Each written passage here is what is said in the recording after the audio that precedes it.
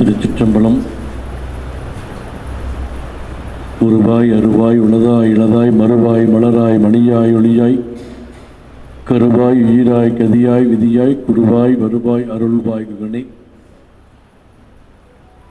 எல்லாம் வல்ல வழிபாடு கடவுளாகிய தண்டமிழ் கடவுள் தண்டாயுதபாணி கடவுளுடைய திருவருளியும் சிறவை ஆதீனம் ஆதி குருமுதல் திருப்பெருந்து ராமானுசனுடைய குருவருளியும் மணமை மொழிகளால் வாழ்த்தி வணங்கி ஸ்ரீ மகா காளேஸ்வரர் உழவர் உற்பத்தியாளர் நிறுவனத்தினுடைய ஆண்டு கூட்டமானது இங்கு நடைபெற்று கொண்டிருக்கின்றது.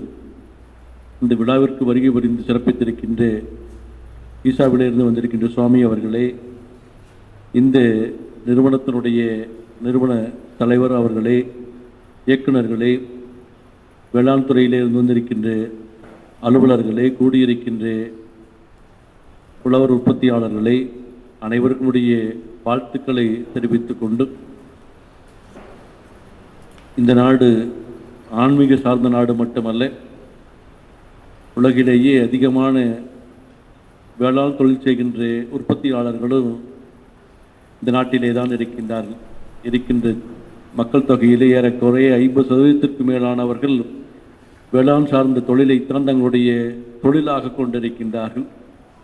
அது சார்ந்து இன்று பல்வேறு அமைப்புகள் எல்லாம் தோற்றுவிக்கப்பட்டது என்பதை தலைவர் அவர்கள் நினைவுபடுத்தினார்கள். இதனுடைய ஆண்டறிக்கையை படிக்கின்ற பொழுதும் சரி, அதிலே இந்த பகுதியிலே இருக்கின்ற அமைப்புகளிலே இந்த அமைப்பானது இப்பொழுது வேகமாக முன்னேறி வருகின்றது என்ற நல்ல செய்திகளை எல்லாம் தெரிவித்தார்கள். ஒன்றுபட்டால் உண்டு வாழ்வு என்று சொல்வதற்கேற்ப இந்த ஒன்றுபட்டு இந்த வேளாண் தொழிலை முன்னேற்றம் செய்ய வேண்டும் என்கின்ற சிந்தனையோடு இந்த அமைப்பு தொடங்கப்பட்டு ஒரு வெற்றிகரமான அமைப்பாக மற்றவர்களுக்கெல்லாம் ஒரு வழிகாட்டியான ஒரு அமைப்பாக இருக்கின்றது என்று தெரியப்படுத்தினார். ஆகவே அந்த தொழிலை இன்னும் எப்படி லாபகரமான ஒரு தொழிலாக நாம் மாற்ற முடியும் என்கின்ற ஒரு சிந்தனையோடு தான் இதற்கான செயல்பாடுகள்லாம் இருக்குது. இதற்கு உங்களுக்கெல்லாம் வழிகாட்டுவது என்ற வகையிலே பகுதியில் இருக்கின்ற சமய அமைப்பாக இருக்கின்ற ஈசா அமைப்பானது தொடர்ந்து பல்வேறு வேளாண் தொழிலுக்கு சார்ந்து பல வழிகாட்டுதலையெல்லாம் செய்து வருவது ஒரு பாராட்டுதலுக்குரியது. ஒரு செயற்கையிலே ஒரு சிறிய பொருளை உற்பத்தி செய்கின்ற போது அதற்கான ஒரு பொருளை விலை நிர்ணயம் செய்ய முடிகின்றது. ஆனால் வேளாண் தொழில் நாம் எவ்வளவு கடினமான உழைப்பிற்கு பின்னாலே ஒரு பொருளை உற்பத்தி செய்கின்றோம். ஆனால் அதற்கான உரிய விலை கிடைக்காமல் பல நேரத்தில் அது காட்டிலேயே வீணாக போகின்றது. அதை பாதுகாப்பதற்கான சாதனங்கள், குளிர்சாதன வசதி கொண்ட நிறுவனங்களெல்லாம் இல்லை. வெளிநாட்டிலெல்லாம் போனீங்கன்னா பார்க்க முடியும். அவர்கள் உற்பத்தி செய்திருக்கின்ற பொருளை எல்லாம் பாதுகாப்பதற்கு பாதுகாப்பு பெட்டங்கள், குளிர்சாதன பெட்டகங்கள்லாம் இருக்குது. நம்மிடத்திலே அதற்கான வாய்ப்புகள் இல்லாததன் காரணமாக உற்பத்தியான பொருட்கள் பல நேரத்திலே காட்டிலேயே அழிக்க வேண்டிய சூழ்நிலை. அதை பறித்து விற்பனை செய்வதற்கான விலை நிர்ணயம் செய்வதை காட்டில் அழிஞ்சு போனாலும் கூட பரவாயில்லை என்கின்ற ஒரு சூழ்நிலையிலே தான் நம்முடைய இந்த தொழிலானது இன்று நேற்றல்ல காலங்காலமாக இருந்து வருகின்றது. ஆகவே அதை எப்படியெல்லாம் ஒரு முன்னேற்றம் மிக்க ஒரு தொழிலாக மாற்றலாம் என்று ஒரு சிந்தனையான ஒரு அரங்காக இது அமைந்திருக்கின்றது. மற்றொன்றையும் நாம் இந்த நேரத்திலே சிந்திக்க கடமைப்பட்டிருக்கின்றோம். இன்று ஒரு பொருளை உற்பத்தி செய்வதற்கு அதை சேமித்து அதன் பின்பு நிலத்தை உழுது அதிலே விதைத்து அதற்கு தண்ணீர் பாய்ச்சி அதன் பின்பு அதை பாதுகாத்து அதையெல்லாம் விலங்குகள் இடத்திலோ அல்லது வேறு பூச்சிகள் இடத்திலோ அதையெல்லாம் காப்பாற்றி அதை களத்திற்கு கொண்டு வந்து தூய்மை செய்து அடித்து அதை பக்குவப்படுத்தி கடைகளுக்கு கொடுக்கின்ற வரை ஒரு பொருளை உற்பத்தி விதைப்பதிலே இருந்து அந்த விதையை சேமிப்பதிலே இருந்து அதை வித்தை எடுத்து உற்பத்தி செய்து கடைக்கு கொண்டு வருகின்ற வரை அதற்கு பார்த்தீங்கன்னா பல மனித உழைப்பும் பல அதற்காக நீர் கொடுப்பதிலே இருந்து பார்த்தீங்கன்னா அதற்காக பல முயற்சிகள், அதற்கு பல செலவெல்லாம் இருக்குது. ஆனால் அந்த உணவுப் பொருட்களை எல்லாம் இன்று மிக மிக அதிகமாக வீண் செய்து கொண்டிருக்கின்ற சூழ்நிலையை பார்க்குறோம். எனக்கெல்லாம் பார்க்குறீங்க, எல்லாருடைய வீட்லேயே திருமணம் நடக்குது. திருமண விழாவில் தான் இன்றைக்கி பார்த்தீங்கன்னா நம்மளுக்கு வேதனையாக இருக்குது. நல்லா நடக்கட்டும், குழந்தைகள்லாம் நல்லா இருக்கட்டு எல்லாரும் வாழ்த்துகின்றார். ஆனால் இந்த மாலை நேரத்திலே அந்த கையேந்திட்டு கொடுக்குறாங்க ஒரு சாப்பாடு, ஒவ்வொரு பஃபேன்னு சொல்கிறாங்க. குறைஞ்சது 35 ஐட்டங்களை வைக்கிறாங்க. வெளிநாட்டில் எதற்கு வச்சுருக்கிறாங்கன்னு தேவையான பொருளை யாருக்கு தேவையானதாக இருக்குதோ அதை போய் எடுத்து சாப்பிட்டு வீண் பண்ணக்கூடாது என்பதற்காகத்தான் அந்த பஃபே சிஸ்டம் என்பது வெளிநாட்டிலே இருந்தது. இன்றைக்கி நாம் என்ன பண்ணுறோம், நம்முடைய ஆடம்பரத்தை காட்டுவதற்காக நீங்கள் ஒரு 25 ஐட்டம் இவர் போட்டிருந்தாரு, பக்கத்தில் இருக்கிற என்ன பண்ணுவார், நாம் அடுத்த கல்யாணத்தில் 30 ஐட்டமாவது போடணும்னு நினைப்போம். எல்லோரும் என்ன பண்ணுவோம், எல்லா பொருளையும் வாங்கிக்குவாங்க. அங்கே இருக்கிற தோசை ஒன்று வாங்குவாங்க, இட்லி ஒன்று வாங்குவாங்க, ஊத்தாப்பத்தி ஒன்று வாங்குவாங்க, அங்கே இருக்கிற 5 வகையான இனிப்பு இருக்குது அதையெல்லாம் வாங்குவாங்க. பழத்தை வச்சுருப்பாங்க, பழத்தை வாங்குவாங்க, காப்பி வச்சுருப்பாங்க, அங்கே ஐஸ்கிரீம் வச்சுருப்பாங்க, டீ வச்சுருப்பாங்க, சோன்பப்படி வச்சுருப்பாங்க, என்னென்ன எல்லாம் கரும்பு ஜூஸ் வச்சுருப்பாங்க. எல்லாத்தையும் வாங்கி வாங்கி கொஞ்சம் கொஞ்சம் சாப்பிட்டு கொண்டு போய் குப்பையில் போடுவாங்க. ஆனால் அதற்காக நீங்கள் உழைக்கின்ற உழைப்பு யாருக்கு தெரியறதில்லை. உழைப்புன்றது ஒன்று, அது சமைக்கின்றார்கள், அதில் ஒரு உழைப்பு இருக்குது.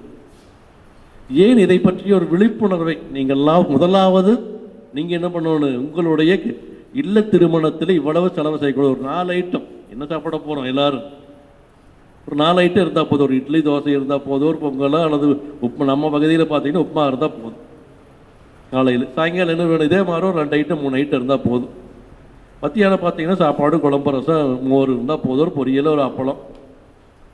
ஏன் இத்தனை உணவு வகையெல்லாம் நாம் சமைத்து வீண் செய்து கடைசியில் கொண்டு போய் குப்பையில் போடுறோம்? இந்த நாட்டிலே பார்த்தால் எத்தனை பேர்த்துக்கு இன்றைக்கி ஒரு 50%, 20%, ஒரு 30% மக்களுக்கு அடுத்த வேலைக்கு உணவு இல்லாமல் நாம் தவிர்த்துட்டு இருக்கிறாங்கன்னு பார்க்குறோம். நாம் சொல்கிறேன், சேத்துல நாம் கால் வச்சாத்தான் அவங்க சோத்தில் கை வைக்க முடியும்னு சொல்லி பழமொழியெல்லாம் சொல்கிறோம். ஆனால் நாம் உற்பத்தி செய்கின்ற பொருளை இப்படியெல்லாம் வீணாக செய்து கொண்டிருப்போம். நம்முடைய கல்யாணத்துக்கு போகிறவதை எல்லாருமே பார்க்காத யாருமே இருக்க முடியாது. இந்த பகுதியில் பார்த்தீங்கன்னா பெரும்பாலும் திருப்பதி பகுதியில் இருக்கிறவங்க தான் எல்லாருமே பண்ணுறாங்க. இன்றைக்கி ஒரு சாப்பாடு விலை என்னென்னு கேட்டால் தலை சுற்றுது, 1000 ரூபாய்ங்கிறாங்க. ஒரு திருமணத்திலே ஒரு சாப்பாடு ஒரு இலைக்கு 1000 ரூபா சாப்பிட்றாங்க. அவர் 1000 ரூபாய் இருந்து இன்றைக்கி ஒரு மனிதனுக்கு மாதத்துக்கு ஒரு கிஃப்ட் சொல்கிறாங்க, 2000 ரூபா தான் சொல்கிறாங்க. 4 பேர் சேர்ந்துன்னு நினைக்கிறேன், 4 பேர் சேர்ந்தது ஒரு கிஃப்ட் ஒரு 3000 ரூபாய்ன்னு சொல்கிறாங்க. ஒரு குடும்பத்திற்கு மாதத்துக்கெல்லாம் இருக்குது. ஆனால் குடும்பத்தில் 4 பேர் போய் அது கல்யாணத்தில் சாப்பிட்டாங்கன்னா 4000 ஆச்சு ஒரே ஒரு வேலையில் போயிடும். இதனுடைய உங்களுடைய உழைப்பு, இதனுடைய முதல்ல சொன்னது போல் அது வித்திலே பராமரிக்கிறோம். அதை ஒரு 6 மாதம் பராமரித்து அதில் செல்லு வந்துடாத, பூச்சி வந்துடாமல் இருக்கிறது. அதற்கு பின்னால் கொண்டு போய் இப்போ காட்டில் போட்டால் யானை வருமா, பன்னி வருமா, வேறு விலங்கு வந்துடுமா, அதையெல்லாம் தோண்டிடுமா, உரிய நேரத்தில் மழை வருமானு பார்க்குறோம், மழை வரல. மழை வந்தாலும் அது அதிகமாக போனாலும் அதிகம் வலுவு பெருமாள் மிகினும் குறையினும் என்று சொல்லுவார். மிகுதியாக போனாலும் துன்பம், மழை அதிகமாக போனாலும் அழுகி போயிடும். இல்லாமல் இப்படி உரிய காலத்தில் வெயில் அடித்தாலும், இப்போ பார்த்தீங்கன்னா மழை பெய்ய வேண்டிய காலத்தில் வெயில் அடிச்சுட்டு இருக்குது. எப்படி இருக்கிற போது என்ன ஆகுது, உற்பத்தி குறைஞ்சி போயிடும். நான் இப்போ நினைக்கிறேன் தேங்காய் விலை அதிகரிச்சிருச்சுன்னு இன்றைக்கி போட்டு எல்லாத்துலேயும் போட்டிருக்கிறேன். ஆனால் உற்பத்தி குறைஞ்சி போயிடுச்சு. அதை யாரும் நினைக்கிறேன். 10 தேங்காய் விளையிற இடத்துல இப்போ ஒரு 3 தேங்காய் தான் விளையுது. அப்போ உற்பத்தி குறையிற போது விலை அதிகமாக இருக்குது. நாம் நினைக்கிற தேங்காய்க்கெல்லாம் விலை கிடச்சிருச்சு, பரவாயில்ல. இன்றைக்கி பேப்பரில் போடுற விவசாயிகள்லாம் மகிழ்ச்சியாக இருக்கின்றார்கள், தேங்காயினுடைய விலை அதிகரிச்சிருக்குது. ஆனால் 10 தேங்காய் விளைகின்ற தென்னை மரத்தில் 3 தான் இருக்குது. அப்போ அதனுடைய மொத்த சராசரியை பார்க்குற போது என்ன ஆகுது, குறைஞ்சதான் போச்சு ஒழிய அதிகரிக்கலை. போடுற கூலி குறையில. ஆனால் 30 ரூபாய் விற்கிற போது 10 தேங்காய் இருந்தால் 300 ரூபாய் ஆச்சு. இப்போ 3 தேங்காய் 45, 50 ரூபாய்க்கு போனால் 150 ரூபா ஆச்சு. 150 ரூபா நம்மளுக்கு நஷ்டங்கிறத யாரும் புரிஞ்சுக்கிறதில்ல. என்ன நினைக்கிறாங்க, தேங்காய் விலை அதிகரித்தது, விவசாயிகள்லாம் மகிழ்ச்சியாக இருக்கின்றார்கள் அப்படின்னு போடுறாங்க. ஆனால் இதுதான் இன்னைக்கு நடக்குது. இதை பற்றிய ஒரு சிந்தனை, விழிப்புணர்வுகள் உங்களிடத்துல வர வேண்டும். உற்பத்தி பண்ணுறது ஒன்று, அதை ஒரு இடத்துல கொடுத்து மற்றவர்களுக்கெல்லாம் கைமாற்றுவது ஒன்று. அதே நேரத்திலே நீங்கள் உங்களுடைய இல்லத்திலே நடக்கின்ற, உங்களுடைய இல்லங்கள், உங்களுடைய உற்றார் உறவினருடைய இல்லங்களிலே நடக்கின்ற திருமணங்களிலே இதை எப்படி குறைக்க முடியும் என்கின்ற சிந்தனையை நீங்கள் வளர்க்க வேண்டும். இதை சேமிப்பதற்கு என்ன வாய்ப்பு, சேமிப்பு குடோன்கள்லாம் இல்லை என்பது ஒரு குறையாக இருக்கின்றது. வெளிநாட்டுக்கெல்லாம் போன போது பார்த்தோம், ஒரு ஆப்பிள் தோட்டத்துக்கு போயிருந்தோம். அங்கே பார்த்தீங்கன்னா ஆப்பிள் பறிப்பதற்கு நவீனமாக அங்கே இந்த டேக்லேயே மேலே ஏறி நின்று கையில் பறிக்கிறாங்க. பக்கத்தில் குடோன் இருந்தது. என்னென்னு கேட்டால் போன வருஷம் உற்பத்தி பண்ண இந்த ஆப்பிள் எல்லாம் வச்சுருக்கிறாங்க. அது ஒரு வகையில் சேமிப்பாக இருக்கல, இன்னொரு வகையில் அது நஞ்சும் கூட போச்சு. அது சேமிப்பிக்கிற பொழுது அதுக்கு என்ன பண்ணுறாங்க, மெழுகு போட்டு தான் வைக்கிறாங்க. ஆகவே நம்முடைய பேசிட்டு வரும்போது பேசிட்டு இருக்கிறவங்க சொன்னாங்க, அந்தந்த பகுதிகளிலே உற்பத்தியாகின்ற பொருளை அவர்கள் உண்ணுகின்ற பொழுது அவர்களுக்கு நோய்கள் வராது என்று சொன்னார். நம்ம இன்னைக்கு என்ன பண்ணுறோம், எங்கேயோ விளைகின்ற ஆப்பிரிக்கா, இங்கே காஷ்மீரில் விளையிற தக்காளியோ அல்லது ஆப்பிளையோ கொண்டு வரும். இந்த பகுதியிலே நமக்கு பப்பாளி இருக்குது, தக்காளி இருக்குது, என்னென்ன அந்த பகுதிகளிலே எந்த மண் இருக்குது, அந்த வெப்பநிலைக்கு எது உற்பத்தி ஆகின்றதோ அதை சாப்பிடுகின்ற பொழுது மனிதனுக்கு நோய் வராது என்பதைத்தான் நம்முடைய முன்னோர்கள் கண்டுபிடிச்சிருக்கிறாங்க. நாம் என்ன பண்ணுறோம், இன்றைக்கி விளையாத பயிரை எப்படியாவது விளை வச்சு அதற்கு விளையை கொண்டு வருவோம்னு நினைக்கிறேன். ஆகவே ஒரு சிறந்த ஒரு அமைப்பை உருவாக்கி மற்றவர்களுக்கெல்லாம் வழிகாட்டுகின்ற வகையில் இந்த உழவர் உற்பத்தியாளர் நிறுவனமானது என்று விழிப்புணர்வு பெற்று இது சிறப்பான முறையில் செய்ய வேண்டும் என்று தலைவர் அவர் சிந்திக்கின்றார். வெளியில் ஒரு பொருள் 40 ரூபாய், நாங்கள் ஒரு 2 ரூபா சேர்த்தி கொடுக்குறோம், நீங்கள் கொண்டு வந்து கொடுங்க. அதன் மூலமாக பல பொருளை உற்பத்தி செய்யலை. நான் என்ன நினைக்கிறேன், தேங்காய் எது சட்னிக்கு மட்டும்தான் நினைக்கிறோம், எண்ணெய் ஆட்டலாம். அதன் மூலமாக வேறு பயனுடைய செய்திகளையும் நாம் பயன்படுத்த முடியும் என்கின்ற நிலையிலே அவர்களெல்லாம் செயலாற்றி கொண்டிருக்கின்றார்கள். அவர் அது மட்டுமல்ல, நாங்கள் எங்கே சென்றாலும் எங்களுடைய இதிலே இருந்து 1 ரூபாயை கூட எடுப்பதில் எங்களுடைய சொந்த செலவிலை போகின்றார் என்பது ஒரு பாராட்டுதலுக்குரியது. மற்றவங்க என்ன பண்ணுவாங்க, லாபத்தில் நாம் அல்லது இல்லை இவ்வளவு எடுத்துக்கலாம் பிரிச்சுக்கலாம்னு நினைப்பாங்க. அப்படி இல்லாமல் இந்த தொழிலானது நம்முடைய பாரம்பரியமாக முன்னோர்கள் எல்லாம் வகுத்து கொடுத்த நெறியாக இருக்கின்றதை காப்பாற்ற வேண்டும் என்று சொன்னார். அது மட்டும் இல்லை, இன்றைய தலைமுறையெல்லாம் அவர்களெல்லாம் நாங்கள் தான் களத்தில் விளங்கி துன்பப்படுறோம், எங்கேயாவது படிச்சுட்டாவது வெளியில் போகலான்னு சொல்கிறாங்க. ஆனால் இன்றைக்கி பார்க்குற போது, இந்த இணைய வழியில் பார்க்குற போது இளைஞர்களும் பெண்களெல்லாம் பார்க்குற போது மகிழ்ச்சியாக அந்த தொழிலை செய்கின்றார். நேற்று ஒரு 20-25 வயசு பெண்ணு இருக்குது, ஒரு மருமகளாக ஒரு தோட்டத்துக்கு தான் வந்திருக்கிற அந்த ஒரு காணொலியை பார்த்தேன். ஒரு காலத்தில் பள்ளிக்கூடத்துலேயே இன்னும் உங்கள் அப்பா என்ன பண்ணுறாரு, விவசாயம் பண்ணுறாருன்னு கேவலமாக இருந்தது. இன்றைக்கி நான் அந்த தோட்டத்துக்கு வர்ற பொழுது எனக்கு அச்சமாக இருந்தது, தனியாக இருந்தது. இன்றைக்கி நான் அந்த தோட்டத்திலே எல்லா வேலையும் செய்கின்றேன், களை எடுக்கின்றேன், பயிர் இடுகின்றேன், மாடு மேய்க்கின்றேன், நான் படிச்சிருக்கிறேன். இருந்தாலும் கூட அதை நான் மனமுவந்து எனக்கு மன நிம்மதியாக இருக்கிறது. இந்த பச்சை புள்ளிகளை எல்லாம் பார்க்கின்ற பொழுது எனக்கு நிறைவாக இருக்குது. ஒரு 25 வயசு பெண்ணு சொல்கிறாங்கன்னா எவ்வளவு மாற்றம். இல்லைன்னு என்ன பண்ணுவாங்க, பெங்களூர்லேயோ ஹைதராபாத்லேயோ ஏதோ ஒரு வேலையில் ஐடி கம்பெனியில் ₹1,00,000 சம்பளம் வாங்கிட்டு இருக்கிறத வாழ்க்கை முறை என்று இருந்ததை மாற்றி இன்று ஒரு பெரிய மாற்றம் ஏற்பட்டிருக்கு. 2-3 மாதம் முன்னாடி எங்களோட ஒரு காணொளி பார்த்தேன். ஒரு அழகான ஒரு காணொளி.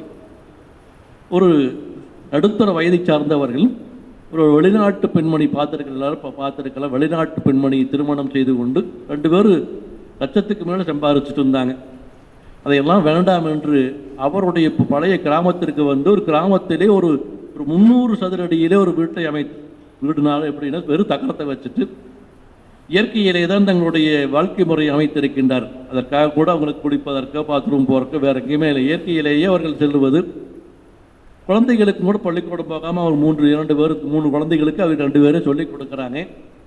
எங்களுக்கு அங்கே இருக்கின்ற ஆடு மாடுகளை மேய்ப்பதன் மூலமாக எங்களுக்கு மாதத்துக்கு ஒரு 4-5 ரூபா போகுது. எங்களுக்கு அதே போது. எத்தனை சம்பாதிச்சாங்க? ₹1,00,000 2 பேர் சம்பாதிச்சாங்க. ஆளுக்கு ₹1,00,000 சம்பாதிச்சு வெளிநாட்டு பிள்ளை கல்யாணம் பண்ணிட்டு வந்துட்டு எங்களுக்கு அந்த வேலையெல்லாம் வேண்டாம், எங்களுக்கு இந்த இயற்கையிலே எங்களுக்கு மாதம் ஒரு ₹5,000 போகுது, சேமிச்சிருக்கிற பணம் எங்களுக்கு ஏதாச்சும் எதிர்காலத்திற்கு சேவையாக போகும்.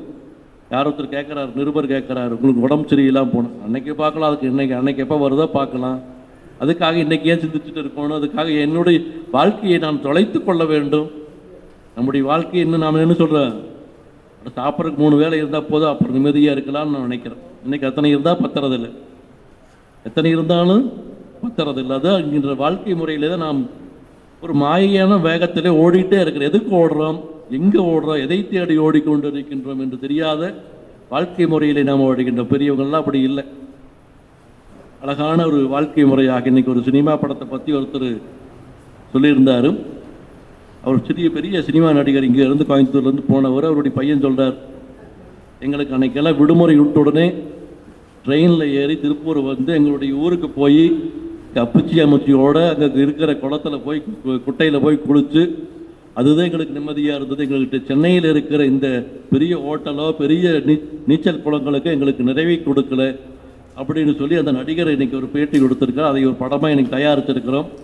எப்பெல்லாம் விடுமுறை விடுவார்களோ குடும்பத்தோடு வந்து எங்களுடைய மூதாதையருடைய அவர்களோடு பழகிய அந்த காலகட்டங்கள் எல்லாம் எங்களுக்கு மறக்காத ஒரு நினைவாக இருக்கின்றது என்று சொன்னார்.